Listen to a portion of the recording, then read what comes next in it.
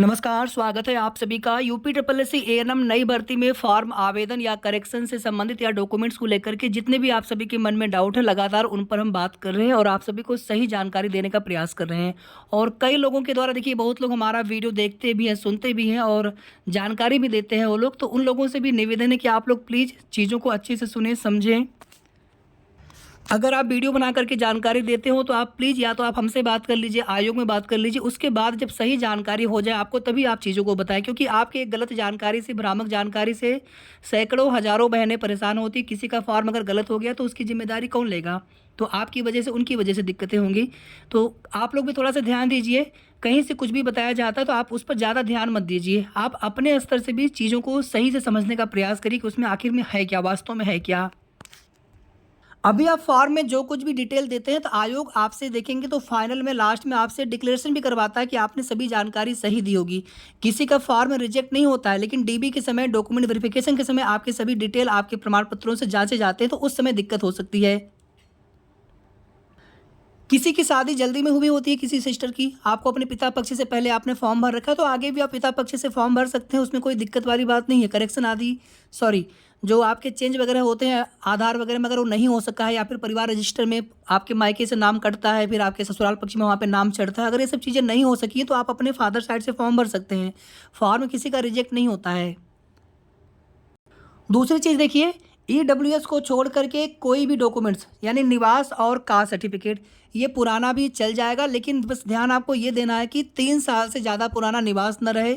निवास की देखिए एक वैलिडिटी, आमतौर पर सामान्यतः एक वैलिडिटी मानी जाती है 3 साल के लिए, तो इसलिए निवास को नया बनवा लेना चाहिए। ईडब्ल्यूएस खाली 1 अप्रैल 2024 के बाद का होना चाहिए, उसके पहले का एक्सेप्ट नहीं करेंगे। डीबी के समय दिक्कत होगी। और ध्यान दीजिएगा, जो लोग पहले पेड के समय आपने जो कुछ भी ईडब्ल्यूएस लगा रखा होगा, तो अभी आप, अगर आपने नहीं लगा रखा है तो भी, लगा रखा है तो भी, अगर आपको लगाना हो अभी इस समय, तो आप क्या करिए, सबसे पहले फॉर्म पूरा कंप्लीट भर दीजिए। उसके बाद संशोधन में जा करके अपने ईडब्ल्यूएस की सर्टिफिकेट की नई डिटेल भर दीजिए, क्योंकि पुराना वाला आपका वो प्रमाण पत्र मान्य नहीं किया जाएगा। तो नए वाले प्रमाण पत्र का सर्टिफिकेट नंबर, इशू डेट, ये सब आप भर दीजिएगा उसमें। और कास्ट सर्टिफिकेट अगर आप पुराना ही चलने देते हैं तो फिर आपको उसमें अपडेट करने की आवश्यकता नहीं पड़ेगी। अगर आप नया लगाते हैं तो फिर आप नए वाले का डिटेल भर लीजिएगा। ठीक है, सारी चीज़ें आपको विस्तार से बता चुके हैं। और ध्यान दीजिएगा, जब हमने आप सभी से कह दिया कि संशोधन हो रहा है तो फिर उसमें आप सभी को डाउट क्यों होता है?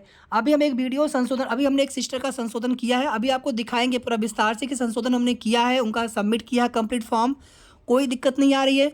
अब उसमें कुछ लोग क्या करेंगे, पेड का रजिस्ट्रेशन नंबर डाल देंगे संशोधन करने के लिए, या फिर कहीं आप और से उसमें कोशिश करते तो फिर वहाँ पे आपको इनवैलिड बताया होगा, या फिर किसी पेड 2023 के रजिस्ट्रेशन नंबर के आधार पर अगर आप वहाँ पे संशोधन करने जाएंगे तभी भी आपका संशोधन नहीं दिखाएगा, कोई पुरानी डेट दिखाएगी।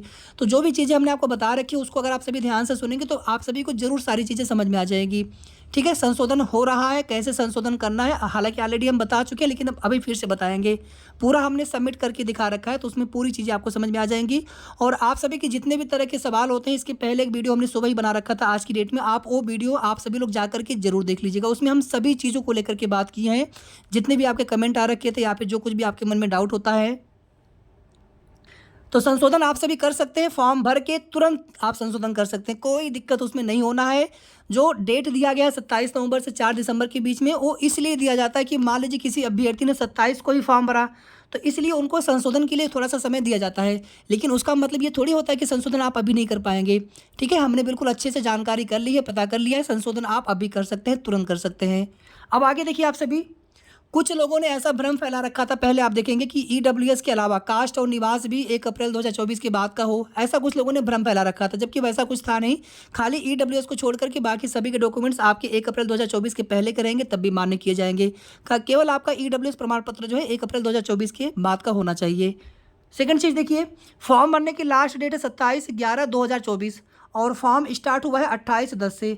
तो कुछ लोगों ने एक भ्रम यहाँ पर यह फैला रखा है कि 28/10/2024 के पहले के प्रमाण पत्र बन जाने चाहिए, आप बाद में नहीं लगा सकते हैं।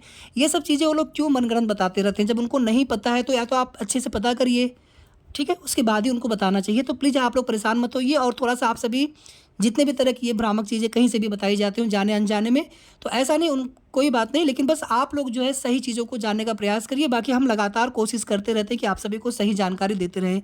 इसीलिए आप सभी से रिक्वेस्ट होती है कि वीडियो को आप सभी जितना हो सके शेयर जरूर कर दिया करें सभी बहनों तक। ठीक है। तो 27/11/2024 तक भी आप अपने प्रमाण पत्र बनवा सकते हैं और फॉर्म भर सकते हैं, इसमें कोई आपको दिक्कत नहीं होगी। सेकंड चीज़ यहाँ पर देखिए, थर्ड चीज़ यहाँ पर देखिए, अनुभव प्रमाण पत्र के बारे में हमने जो बताया था उसको जो भी और भी लोग इसमें सुनने वाले होंगे, जो जानकारी देने वाले हमारे भाई बंधु होंगे, आप सभी लोग ध्यान से सुनिए। और जितनी भी बहनें फॉर्म भरने वाले, जितनी भी बहनें जो संविदा पर काम कर रही हैं, आप सभी लोग ध्यान से सुनिए इसको। अनुभव प्रमाण पत्र आप बाद में देना है डीबी के समय, अभी इसकी डिटेल आपको अपने फॉर्म भरते समय नहीं लगाना है। लेकिन इसका मतलब ये नहीं कि आप इसको बाद में बनवाएंगे, ऐसा तो हमने बोला नहीं है। हमने बस इतना कहा था कि अभी आपको इसकी डिटेल नहीं भरनी है, अभी केवल आपको काम कर रही है तो यस करना है। कितने साल आपका अनुभव हो गया 27 नवंबर तक, इस डेट तक कितना अनुभव हुआ है। 1 साल कंप्लीट तो 1 साल भरेंगे, महीने का छोड़ दीजिए। 2 साल कंप्लीट तो 2 साल भरिएगा, महीने का छोड़ दीजिए, ठीक है। तो मान लीजिए आपने फॉर्म आज भर दिया सपोज दैट, और आपने अनुभव बनवाया 26 नवंबर को या फिर 27 नवंबर को, तो कोई फ़र्क नहीं पड़ता है, क्योंकि इसकी डिटेल आपको फॉर्म भरते समय नहीं लगानी है। लेकिन 27 नवंबर से पहले पहले बनवा लीजिएगा फॉर्म, भले आप आज सबमिट कर दीजिए। अब इसमें दूसरी स्थिति क्या होती है, मान लीजिए आप कास्ट बनवाने के लिए दे रखे हैं, तो कास्ट की डिटेल भी आपको भरनी होती है, ईडब्ल्यूएस की डिटेल भी आपको भरनी होती है। हालांकि ईडब्ल्यूएस तो करेक्शन में आप लगा देंगे, कास्ट की डिटेल भी भरनी होती। तो कास्ट की जो डिटेल है आप वो भी चाहें तो आप बाद में संशोधन में कर सकते हैं, सही। यानी कि इस केस में भी आप चाहें तो पहले फॉर्म भर दीजिए, फिर आप बाद में आपके जो प्रमाण पत्र है 27 नवंबर से पहले पहले बनवा लीजिएगा, जो भी बनवाना होगा।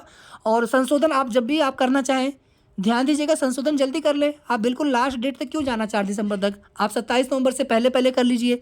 2 दिन बाद, आज कर लीजिए, कल कर लीजिए, परसों कर लीजिए, जब भी आपके डॉक्यूमेंट्स बन जाएँ। मतलब फॉर्म आप पहले सबमिट कर सकते हैं और बाद में संशोधन आप कभी भी कर सकते हैं 4 दिसंबर तक, ठीक है। प्रमाण पत्र अगर आपका बाद में भी बन के आता है तो बाद में भी आप अपने प्रमाण पत्र की जो डिटेल होगी उसे आप करेक्शन में भर सकते हैं, ठीक है। और बाकी जिनको पुराना वाला जाति चलने देना तो कोई बात नहीं, लेकिन जिनको नया वाला लगाना है या पिता पक्ष का लगाना है। और एक चीज़ यहाँ पर और देखिए, कुछ सिस्टर हमसे और पूछ रही थी कि हाँ, कि कहीं से ऐसा बताया गया है कि ससुराल पक्ष से बन जाएगा, अगर आपकी जाति तो चल जाएगा, उस पर केवल पिता का नाम आना चाहिए।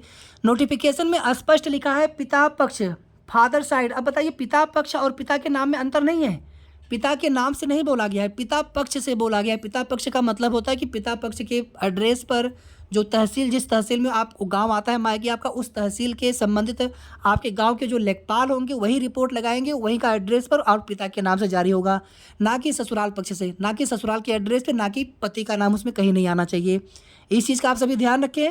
और बाद में अगर आप कहीं से सुन के अगर आपने अपने हिसाब से चीज़ें बनवा ली, फिर आपको दिक्कत हो सकती है, बाद में आपकी सारी मेहनत बेकार हो सकती है, ठीक है।